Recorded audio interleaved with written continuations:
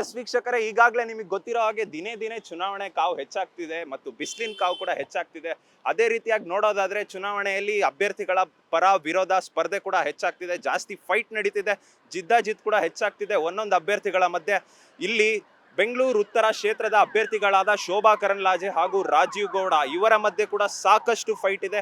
ಇಲ್ಲಿ ಇವರ ಬಗ್ಗೆ ಜನರ ಅಭಿಪ್ರಾಯ ಯಾವ ರೀತಿ ಇದೆ ಅಂತ ನಾವು ತಿಳ್ಕೊಳ್ಳೋದಕ್ಕೆ ಇವತ್ತು ಒರೇನ್ ಮಾಲ್ ಹತ್ರ ಬಂದಿದ್ದೀವಿ. ಎಸ್, ಇಲ್ಲಿನ ಜನರಿಗೆ ಮಾತಾಡಿಸ್ತಾ ಹೋಗೋಣ. ಈ ಕ್ಷೇತ್ರದ ಬಗ್ಗೆ ಮಾತಾಡೋದಕ್ಕೆ ಸಾಕಷ್ಟು ಕುತೂಹಲದಿಂದ ಒಬ್ರು ಕಾಯ್ತಾನೆ ಇದ್ದಾರೆ ನಮ್ಮ ಜೊತೆಗೆ. ಎಸ್, ಅವ್ರಿಗೆ ಮಾತಾಡ್ಸೋಣ ಬನ್ನಿ. ಈಗ ಅಣ್ಣ ನಮಸ್ತೆ. ನಮಸ್ತೆ. ನಿಮ್ಮ ಹೆಸರು? ಪ್ರಸನ್ನ ಕುಮಾರ್. ಪ್ರಸನ್ನ ಕುಮಾರ್ ಅಂತ. ಏನ್ ಮಾಡ್ಕೊಂಡಿದ್ದೀರಾ? ನಾನು ಆಡಿಟ್ರಾ? ಈಗ ಏನ್ ಮಾಡ್ತಿದ್ದೀರಾ? ಸದ್ಯದಲ್ಲಿ ಆಡಿಟರ್ ಕೆಲಸನೇ ಮಾಡ್ತಿದ್ದೀರಾ?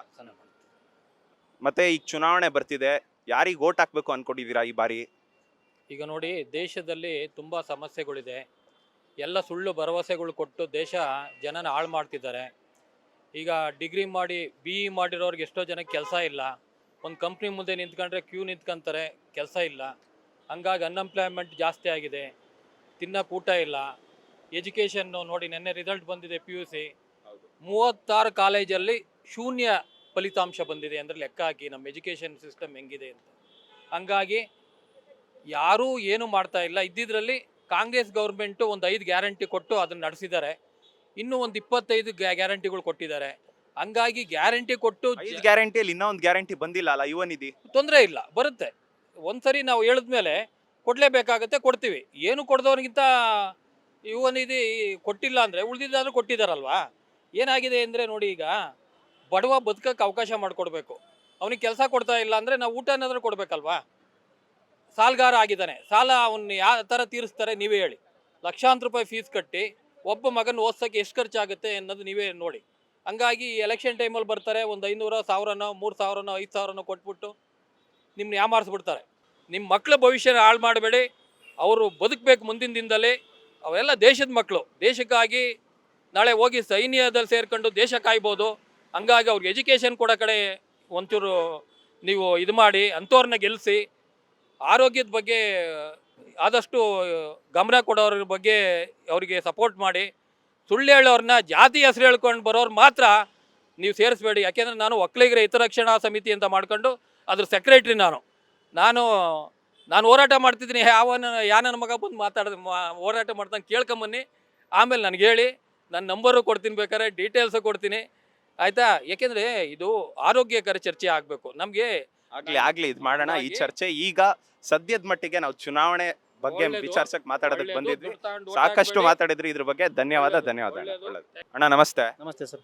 ನಿಮ್ಮ ಹೆಸರು? ಶಿವಲಿಂಗಯ್ಯ ಅಂತ. ಏನ್ ಮಾಡ್ಕೊಂಡಿದ್ದೀರಾ ಅಣ್ಣ? ಸರ್ ಆಟೋ ಓಡಿಸ್ತಾ ಇದೀವಿ. ಹೆಂಗಿದೆ ಆಟೋ ಬಾಡಿಗೆ ಎಲ್ಲ? ಬಾಡಿಗೆ ಏನಿಲ್ಲ ಸರ್, ಬೆಳಗ್ಲಿಂದ ಮಾಡಿ ಒಂದು 500 ರೂಪಾಯಿ ಡ್ಯೂಟಿ ಆಗಿಲ್ಲ. ಇಷ್ಟ ತನಕ ಕಲ್ತೆ ಜೋರಾಗಿ ಮಾತಾಡಿ. ಬೆಳಗ್ಲಿಂದ ಮಾಡಿ 1000 ರೂಪಾಯಿ ಡ್ಯೂಟಿ ಆಗಿಲ್ಲ. ಡೈಲಿ ಮುಂಚೆ 2000 ಮಾಡಿದ್ವಿ, 1000 ರೂಪಾಯಿ ಆಗಿಲ್ಲ. ಇಷ್ಟ ಯಾವಾಗ ಮುಂಚೆ ಅಂದ್ರೆ ಯಾವಾಗ ಮುಂಚೆ? ಈಗ ಒಂದು 2 ವರ್ಷ ಹಿಂದಿದೆ ಬೈಕ್ ಟ್ಯಾಕ್ಸಿ ಬಿಟ್ಟಿದಾರಲ್ಲ, ಬೈಕ್ ಟ್ಯಾಕ್ಸಿ ನಮ್ಗೆ ಭಾಳ ಪ್ರಾಬ್ಲಮ್ ಆಗಿಬಿಟ್ಟಿದೆ. ಬೈಕ್ ಟ್ಯಾಕ್ಸಿ, ರ್ಯಾಪಿಡೋ ಅದು ಯಾವ್ದಾವ್ದೋ ಬಿಟ್ಟಿದಾರಲ್ಲ, ಅದರಿಂದ ಸಮಸ್ಯೆ ಆಗ್ತಿದೆ ಅಂತೀರಾ? ಕೇಂದ್ರ ಸರ್ಕಾರ ಗ್ರೀನ್ ಸಿಗ್ನಲ್ ಕೊಡೋದ, ರಾಜ್ಯ ಸರ್ಕಾರ ಕೊಟ್ಟಿಲ್ಲ. ಬಟ್ ಆದ್ರೂ ಇನ್ನೂ ಕ್ಲಿಯರ್ ಆಗ್ತಿಲ್ಲ ನಮ್ಗೆ. ಇದು ಅದಿರೋದು ಒಳ್ಳೇದಾ ಕೆಟ್ಟದಾ ನಿಮಗೆ? ನಮಗೆಲ್ಲ ಬೆಂಗಳೂರಲ್ಲಿ 2 ಲಕ್ಷ ಆಟೋ ಇದೆ ಸರ್. ಎಲ್ಲ ಹೆಣ್ಣು ಮಕ್ಕಳು ಬದುಕೋದು ಆಟೋಲಿಂದ ಬೇಕಾದು. ನೋಡಿ ಎಷ್ಟೋ ಲೈನ್ ಆಟೋ ಅಲ್ಲಿಂದ ನಿಂತೇವೆ ನೋಡಿ. ಎಲ್ಲರೂ ಬಾಡಿಗೆ ಹಂಗೆ ನಿಂತ್ಕೊಂಡಿವಿ ಬೆಳಗ್ಲಿ ಅಂತ. ಈಗ ಚುನಾವಣೆ ಎಲ್ಲ ಬರ್ತಿದೆ, ಯಾರಿಗೆ ಓಟ್ ಹಾಕೋಣ ಅನ್ಕೊಂಡಿದ್ದೀರಾ ಈ ಬಾರಿ? ಸರ್ ಕ್ಯಾಂಡಿಡೇಟ್ ನೋಡ್ಬೇಕು. ಅಲ್ಲಿ ಕೆಲಸ ಮಾಡಂತ ಕ್ಯಾಂಡಿಡೇಟ್ ನೋಡ್ಬೇಕು. ಪಕ್ಷ ಸಂಬಂಧ ಅಲ್ಲ, ಇಲ್ಲಿ ಕ್ಯಾಂಡಿಡೇಟ್ ನೋಡ್ಬೇಕು. ಯಾವ್ದಾದ್ರು ನಮ್ಮ ಕ್ಯಾಂಡಿಡೇಟ್ ಕೆಲಸ ಮಾಡ್ತದ, ಆ ಕೆಲಸ ಮಾಡೋದು ಕ್ಯಾಂಡಿಡೇಟ್ ಓಟ್ ಹಾಕಿದ್ರೆ ನಮ್ಗೊಂದು ಅನುಕೂಲ ಆಗುತ್ತೆ. ಯಾವ ಕ್ಷೇತ್ರಕ್ಕೆ ಸೇರುತ್ತಣ್ಣ ನಿಮ್ದು? ಸರ್ ನಮ್ದು ಹೆಬ್ಬಾಳ. ಶೋಭಾ ಕರಂದ್ಲಾಜೆ ಹಾಗೂ ರಾಜೀವ್ ಗೌಡ ಅವರು ನಿಮ್ಮ ಅಭ್ಯರ್ಥಿ. ನಮ್ಮ ಹೆಸರು ಯಾರು ಗೊತ್ತಿಲ್ಲ, ಅದು ಅಭ್ಯರ್ಥಿ ಯಾರು ಅಂತೇಳಿ ಅಲ್ಲಿ ಗೊತ್ತಿಲ್ಲ. ಅವರು ನಾವು ಯಾದಗಿರಿ ಡಿಸ್ಟ್ರಿಕ್ಟ್. ನಮ್ಮದು ನಮ್ಮ ರಾಜ ವೆಂಕಟಪ್ಪ ನಾಯ್ಕ ಅಂತೇಳಿ ಮೊನ್ನೆ ಎಕ್ಸ್ಪೈರ್ಡ್ ಆದ್ರಲ್ಲ. ಇವಾಗ ಉಪಚುನಾವಣೆ ನಮ್ಮದಲ್ಲಿ ಕಾಂಗ್ರೆಸ್ ಅಭ್ಯರ್ಥಿ ವಿನ್ ಆಗುತ್ತೆ ನಮ್ಮದಲ್ಲಿ. ನಿಮ್ದು ಓಟ್ ಎಲ್ಲ ಅಲ್ಲೇ ಇರೋದು ಅಂತೇಳಿ. ಈ ಬಾರಿ ಯಾರಿಗೆ ಓಟ್ ಹಾಕೋಣ ಅನ್ಕೊಂಡಿದ್ದೀರಾ? ಕಾಂಗ್ರೆಸ್ಗೆ ಹಾಕೋಣ ಅನ್ಕೊಂಡಿದ್ದೀರಾ ಅಥವಾ JDS ಮತ್ತೆ BJP ಮೈತ್ರಿ ಮಾಡ್ಕೊಂಡಿದಾರಲ್ಲ ಅವು NDA ಅವ್ರಿಗೆ ಹಾಕೋಣ ಅನ್ಕೊಂಡಿದ್ದೀರಾ? ಕಾಂಗ್ರೆಸ್ಗೆ ಹಾಕೋಣ ಅನ್ಕೊಂಡಿದ್ದೀರಾ? ಕಾಂಗ್ರೆಸ್ಗೆ ಹಾಕ ಸರ್. ಕಾಂಗ್ರೆಸ್ಗೆ ಹಾಕೋದು ಯಾಕೆ? ಕಾಂಗ್ರೆಸ್ಗೆ ಹಾಕೋದು ಸರ್, ಕಾಂಗ್ರೆಸ್ಗೆ ಯಾಕೆ ಹಾಕೋದು, ನಮ್ಗೊಂದು ಸಮಸ್ಯೆ ಏನು ಬಂದಂದ್ರೆ ಇಲ್ಲಿ ಜಾತಿಗೆ ಬಂದು ವಿಷ ಬೀಜ ಬಿತ್ತದ್ರೆ ನಮ್ಗೆ ಅದೇ ಒಂದು ಸಮಸ್ಯೆಗೆ ನಾವು ಕಾಂಗ್ರೆಸ್ ಹಾಕೋದಿದ್ದೆ. ಇದು ಸುಮ್ಮನೆ ಹಿಂದೂ ನಾವು ಹಿಂದೂನೇ ನಾವು BJP ಮಾಡ್ಕೊಂಡು ಮುಸ್ಲಿಂ ಜಾತಿ ವಯಸ್ಸನ್ನು ಕಟ್ಟಿದ್ಲಿ ಯಾರು ಕಾಲ ಮಾಡೋಕ್ಕಾಗ್ತಲ್ಲ ಪರಿಸ್ಥಿತಿ ಹಂಗಾಗಿದೆ. ಹಂಗಾಗಿ ಈಗ ಪಂಚ ಯೋಜನೆಗಳು ಕಾಂಗ್ರೆಸ್ ಅವ್ರು ಬಿಟ್ರು, ಅದ್ರ ಬಗ್ಗೆ ಏನ್ ಹೇಳ್ತೀರಾ? ಅದಪ್ಪ ಬಡವರಿಗೆ ಅನುಕೂಲ ಆಗ್ಯದ. ಇವಾಗ ನಿನ್ನೆ ಒಂದು SLC PUC ಸೆಕೆಂಡ್ ರಿಸಲ್ಟ್ ಆಯ್ತು ರಾಜ್ಯಕ್ಕೆ ಎಷ್ಟು. ಅದು ನಾನು ಗೃಹಲಕ್ಷ್ಮಿ ಬಂದ ದುಡ್ಡಿನಿಂದ ನಾನು ಪಾಸ್ ಆಗಿ ನನ್ನ ಮನೆಗೆ ದುಡ್ಡಿದ್ದಿಲ್ಲ ಓದಕ್ಕಂತ ಹೇಳಿದ ಹುಡುಗಿ. ಅದು ಎಷ್ಟು ಖುಷಿ ಅನಿಸ್ತದೆ. ಮನೆಗೆ ಕೂಲಿ ಮಾಡ್ಬೇಕು, ಊಟ ಮಾಡ್ಬೇಕು ನಾಳೆ ಬೆಳಗ್ಗೆ. ಅಂಥದ್ರಲ್ಲಿ 2,000 ರೂಪಾಯಿ ಮತ್ತು ರೇಷನ್ ಒಂದು 500 ರೂಪಾಯಿ ತಿಂಗಳ ಒಂದು 2 ವರ್ಷ ಬಂದ್ಬಿಟ್ಟು ನಾನು ರಾಜ್ಯ ಮಟ್ಟಕ್ಕೆ ಆಯ್ಕೆ ಅಂತ ತಿಳಿಯುತ್ತೆ ಹುಡುಗಿ. ಇಂಥ ಬಡವರಿಗೆ ಅನುಕೂಲ ಆಗಿದೆ ಅಂತ ಸರ್. ಇವಾಗ ನಂದೇ ತೋಡಿ ನಂದು ಏನೂ ಇಲ್ಲ, 1 ರೂಪಾಯಿನೂ ಅದರಿಂದ ಕೇಂದ್ರ ಸರ್ಕಾರದಿಂದ 1 ರೂಪಾಯಿ ಇಲ್ಲ ನನಗೆ. ನಮ್ದೊಂದು ಆಸ್ತಿ ಇಲ್ಲ, ಏನಿಲ್ಲ ನನಗೆ. ಇದು ಆಟೋ ಓಡಿಸ್ಬೇಕು, ಜೀವನ ಮಾಡಬೇಕು. ಇದು ಬಿಟ್ಟು ಏನಿಲ್ಲ, ಗೌರ್ಮೆಂಟ್ 1 ರೂಪಾಯಿನೂ ಸವಲತ್ತು ಇಲ್ಲ. ಇದೇ ಇವಾಗ ಬರ್ತಾ ಇವಾಗ ಗೃಹಲಕ್ಷ್ಮಿ 2,000, ರೇಷನ್ ಒಂದು 2 ಮಕ್ಕಳು 4 ಜನ ಇದೀವಿ, ಅದೊಂದು 300 ಚಿಲ್ಲರೆ ಬರುತ್ತೆ. ಇದು ತಿಂಗಳಿಗೆ ಒಂದು 2 ವರ್ಷ ಬರುತ್ತೆ ನಮಗೆ ಇದು ಇದರಿಂದ. ಅದೇ ದುಡ್ಡು ಅಂತೀರಾ? ಹಾಂ, ಅದೇ ದುಡ್ಡು. ಅದು ಬಿಟ್ಟು ನಮ್ಮ ಮತ್ತೆ ಗೌರ್ಮೆಂಟ್ ಸವಲತ್ತು ಏನೂ ಇಲ್ಲ. ಒಂದು ಗೌರ್ಮೆಂಟ್ ಕಡೆಯಿಂದ ಒಂದು ಮನಿ ಆದ್ರೂ ಇಲ್ಲ, ಒಂದು ಏನೂ ಇಲ್ಲ. ಹೇಳ್ತಿದ್ದಾರೆ ನಮ್ಗೆ, ಅದು ಗೊತ್ತನೇ ಆಗ್ತಾರೆ. ಅವ್ರ ಪಾರ್ಟಿ ಬೆಳೆದ ಅಂತ ಹೇಳ್ತಾರೆ, ಇವರು ಸಾಲ ಅಂತ ಇವ್ರು ಹೇಳ್ತಾರೆ. ಅದು ಯಾರಿಗೆ ಕೇಳ್ಬೇಕು? ಮಾಧ್ಯಮದವ್ರು ನೀವು ಡಿಸ್ಕಸ್ ಮಾಡಿ ಒಂದು ಕೆಮಗೆ ಬಿಡಬೇಕು, ಜನ ಮುಂದೆ ಡಾಕ್ಯುಮೆಂಟ್ಸ್ ತೆಗೆದು ಎಲ್ಲಿ ಏನಾಗಿದೆ ಏನಿಲ್ಲ ಅಂತ ಹೇಳಿ. ಸಾಲದಂತ ಇವ್ರು ಹೇಳ್ತಾರೆ, ಇಲ್ಲ ಅದು ನಮ್ಮ ಪ್ರಥಮ ಸ್ಥಾನದ ಇವತ್ತು ಇವ್ರು ಹೇಳ್ತಾರೆ. ಅದು ನಮ್ಮ ಬಡವರು ನಮ್ಮಂಥವ್ರಿಗೆ ಗೊತ್ತಾಗ್ತಾ ಇಲ್ಲ. ಅದು ಸಾಲ ಅದು ಏನು ದೇಶ 1 ನಂಬರ್ ಆಗಿದೆ ನಮಗೆ ಗೊತ್ತಾಗ್ತಾ ಇಲ್ಲ. ಅದು ನೀವು ಮಾಧ್ಯಮದವ್ರು ಅವ್ರಿಗೆ ಕ್ವಶನ್ ಮಾಡ್ಬೇಕು, ಮೋದಿ ಅವರಿಗೆ ಕ್ವಶನ್ ಮಾಡಿ ಪ್ರೆಸ್ ಮೀಟ್ ಮಾಡಿ ಒಂದು ಡೀಟೇಲ್ಸ್ ಮಾಹಿತಿ ತಿಳಿಸ್ಬೇಕು ಎಲ್ಲ ಜನರಿಗೆ. ಅಣ್ಣ, ಈಗ ಚುನಾವಣೆಗೆ ದುಡ್ಡು ತಗೊಂಡು ಓಟ್ ಹಾಕೋದು ಒಳ್ಳೇದಾ ಕೆಟ್ಟದಾ ನಿಮ್ಮ ಪ್ರಕಾರ? ದುಡ್ಡು ತೊಗೊಂಡು ಓಟ್ ಹಾಕ್ಬಿಡೋದು. ದುಡ್ಡು ತೊಗೊಂಡು ಹಾಕಿದ್ರೆ ನಾಳೆ ಅವ್ರಿಗೆ ಏನು ನಾವು ಕೆಲಸ ಕೇಳೋಕ್ಕಾಗಲ್ಲ. ದುಡ್ಡು ಕೊಟ್ಟು ಓಟ್ ಹಾಕಿ ನೀನು ಹಂಗೆ ಹಾಕಿ ಓಟ್ ಕೇಳ್ತಾರೆ. ಯಾರೇ ಯಾವ ಪಕ್ಷಕ್ಕೆ ದುಡ್ಡು ತೊಗೊಂಡು ಹಾಕಿದ್ರೆ ಕೇಳಕ್ಕೆ ನಮ್ಮ ಮುಖನೇ ಇರಲ್ಲ ಅಲ್ಲಿ. ಆದರೆ ದುಡ್ಡಿನ ಎಲೆಕ್ಷನ್ ನಡೀತದೆ, ಪಂಚಾಯತ್ ಎಲೆಕ್ಷನ್ ಹಿಡ್ಕೊಂಡು ದುಡ್ಡಿನ ಎಲೆಕ್ಷನ್ ನಡೀತದೆ ಇವೆಲ್ಲ. ಈಗ MP ಎಲೆಕ್ಷನ್ ಆದ್ರೆ ದುಡ್ಡೇನು ಕೊಡೋದು ಅವಶ್ಯಕತೆ ಇಲ್ಲ ಅಂತ ನೀವು ಹೇಳೋದು? ಯಾವ ಎಲೆಕ್ಷನ್ ದುಡ್ಡು ಇತ್ತು ಕೊಡಬಾರ್ದು ಆ್ಯಕ್ಚುಲಿ. ಪಂಚಾಯತಿ ಎಲೆಕ್ಷನ್ ಅಲ್ಲಿ ದುಡ್ಡು ಕೊಡ್ಬೇಕು ಅಂದ್ರೆ ಈಗ ತಾನೇ. ಪಂಚಾಯತ್ ಎಲೆಕ್ಷನ್ ಸಹ ದುಡ್ಡು ಮೇಲೆ ಎಲೆಕ್ಷನ್ ನಡೆದ ಅಂತ ಹೇಳ್ತಾ ಇದ್ದೀವಿ. ಈಗ ದುಡ್ಡಿನ ಮೇಲೆ ಎಲೆಕ್ಷನ್ ನಡೆದ. ಈ ಎಲೆಕ್ಷನ್ ಎಲ್ಲ ದುಡ್ಡು ಮೇಲೆ ನಡೆಯಲ್ಲ. ಎಲ್ಲ ಎಲೆಕ್ಷನ್ ದುಡ್ಡು ಮೇಲೆ ನಡೆದ. ದುಡ್ಡು ಕೊಟ್ಟರೆ ಆದ್ರೆ ತೊಗೊಳ್ಬಾರ್ದು, ತೊಗೊಂತಾರೆ ಜನ. ಏನು ಮಾಡ್ತೀವಿ? ಈಗ ನೀವು ತಗೋತೀರಾ ಇಲ್ವಾ? ನಾವು ತೊಗೊಳಂಗಿಲ್ಲ ಸರ್, ಯಾವತ್ತೂ ತೊಗೊಂಡಿಲ್ಲ. ತಗೊಂಡಿರಂಗ್ ಓಟ್ ಹಾಕ್ತೀರಾ? ಯಾವತ್ತೂ ತೊಗೊಂಡಿಲ್ಲ ಓಟ್ ದುಡ್ಡು. ಇಲ್ಲಿ ಇನ್ನೂ ಹೆಚ್ಚಿನ ಜನರನ್ನ ಮಾತಾಡಿಸ್ತಾ ಹೋಗೋಣ ಬನ್ನಿ. ಇಲ್ಲಿ ಯಾರೋ ತಂಪಾಗಿ ಐಸ್ ಕ್ರೀಮ್ ತಿಂತಾ ಇದ್ದಾರೆ, ಅವ್ರನ್ನ ಕೇಳೋಣ ರಾಜಕೀಯದ ಬಗ್ಗೆ ಏನ್ ತಿಳ್ಕೊಂಡಿದ್ದಾರೆ ಅಂತ. ಅಣ್ಣ ನಮಸ್ತೆ. ಅಣ್ಣ ಹೇಳಿ. ಏನ್ ಮಾಡ್ಕೊಂಡಿದ್ದೀರಾ ತಾವು? ನಾವು ಸ್ಟೂಡೆಂಟ್. ಹಾ. ಏನ್ ಓದ್ತಿದ್ದೀರಾ? Second PU. Second PU. ಇನ್ನು ಓಟ್ ಹಾಕೋ 18 ವರ್ಷ ಬಂದಿದ್ಯಾ? ಬಂದ್ಬಿಟ್ಟಿದೆ. ಸೆಕೆಂಡ್ PU ಗೆ ಬಂದ್ಬಿಡ್ತಾ ನಿಮಗೆ? ಏಜ್ ಆಗಿದೆ ಅಂದ್ರೆ ಸ್ಕೂಲಿಗೆ ಲೇಟ್ ಸೇರ್ಕೊಂಡಿದ್ವಿ. ಎಷ್ಟು ವರ್ಷ ಲೇಟ್ ಸೇರ್ಸಿದ್ರು? ಲೇಟ್ ಅಂದ್ರೆ ಅದೇ 2 ವರ್ಷ. ಇವಾಗ ನಂಗೆ 19 ಏಜ್. 19 years. ಯಾರಿಗೆ ಓಟ್ ಹಾಕೋಣ ಅನ್ಕೊಂಡಿದ್ದೀರಾ ಈ ಸಲ? ಯಾವನ್ಗೂ ಹಾಕಲ್ಲ ನಾನು ಈ ಸಲ. ಅಮೂಲ್ಯವಾದ ಹಕ್ಕು ನಿಮಗೆ ಓಟ್ ಹಾಕಕ್ ಕೊಟ್ಟಿರೋದು. ಯಾವನು ಇಲ್ಲಿವರೆಗೂ ಏನು ಮಾಡಿಲ್ಲ ಅಣ್ಣ ನನಗೆ ಅಂತ. ಎಲ್ಲ ಅವ್ನು ಮಾಡ್ಕೊತಾ ಇದಾರಣ್ಣ, ನಮ್ಗೆ ಅಂತ ಏನು ಮಾಡಿಲ್ಲ. ಅದಕ್ಕೆ ಈ ಸಲ ಓಟ್ ಹಾಕದೇ ಬಿಟ್ಬಿಟ್ಟಿದೀನಿ ಅಣ್ಣ. ಓಟ್ ಹಾಕದ್ ಬಿಟ್ಟಿಲ್ಲ ನೀವು ಈ ಸಲ, ಮೊದಲನೇ ಬಾರಿ ಬಂದಿದೆ ನಿಮಗೆ. ಓಟ್ ಹಾಕ್ಬೇಕಿನ್ನು. ಹಾಕ್ಬೇಕಣ್ಣ, ಆದ್ರೆ ಯಾರಿಗೂ ಹಾಕಲ್ಲ ನಾನು ಅಷ್ಟೇ. ಯಾಕೆ ಓಟ್ ಹಾಕಲ್ಲ ಅಂತ? ನನ್ಗೆ ಯಾರು ಇಷ್ಟ ಇಲ್ಲ ಅಣ್ಣ, ರಾಜಕೀಯನೇ ಇಷ್ಟ ಇಲ್ಲ.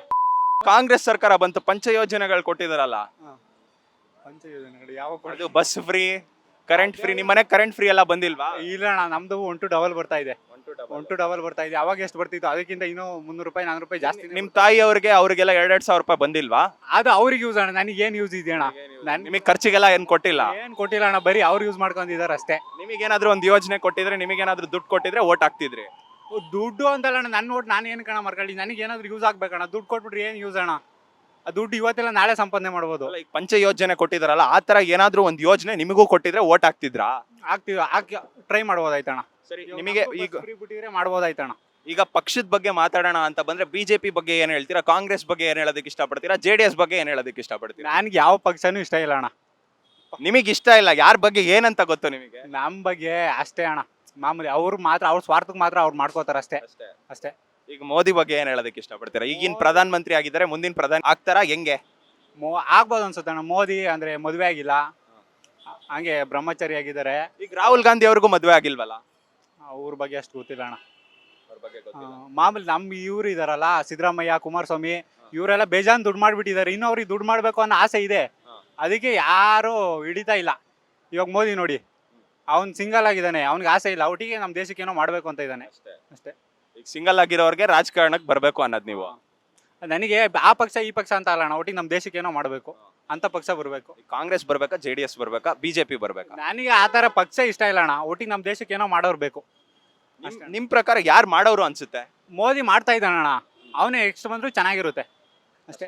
ನಮ್ಮ ರಾಜ್ಯಕ್ಕೆ ಇವ್ರು ಯಾರೂ ಸೆಟ್ ಆಗ್ತಿಲ್ಲ ಅಣ್ಣ, ಬೇರೆ ಯಾರಾದರೂ ಬರಬೇಕು ಹೊಸಬ್ರು. ಯಾರು ಬರ್ಬೇಕು ನಿಮ್ ಪ್ರಕಾರ? ನನ್ನ ಪ್ರಕಾರ ಅಷ್ಟು ಪ್ಲ್ಯಾನ್ ಇಲ್ಲ ಅಣ್ಣ. ಅಷ್ಟು ಪ್ಲಾನ್ ಮಾಡಿಲ್ಲ. ಓಟೇ ಹಾಕಲ್ಲ ನೀವು? ಇಲ್ಲಿ ಎಲ್ಲಿಂದ ಪ್ಲಾನ್ ಮಾಡ್ತೀರಾ? ಓಟ್ ಹಾಕಿ, ಓಟ್ ನಂಗೆ ಮಿಸ್ ಮಾಡಬಾರ್ದು. ಆಯ್ತಾ, ಓಟ್ ಹಾಕ್ತೀರಾ ಇಲ್ವಾ? ಹಾಕೋಣ ಹಾಕ್ತೀರಾ? ಓಟಿಗೆ ದುಡ್ಡೇನಾದ್ರೂ ಇಸ್ಕೊಂಡು ಹಾಕ್ತೀರಾ, ಹಂಗೆ ಹಾಕ್ತೀರಾ? ಇಲ್ಲ ಅಣ್ಣ, ಅಷ್ಟು ದುಡ್ಡು ಇಸ್ಕೊಂಡೆ ಓಟ್ ಹಾಕ್ಬೇಕಂತೀರಾ?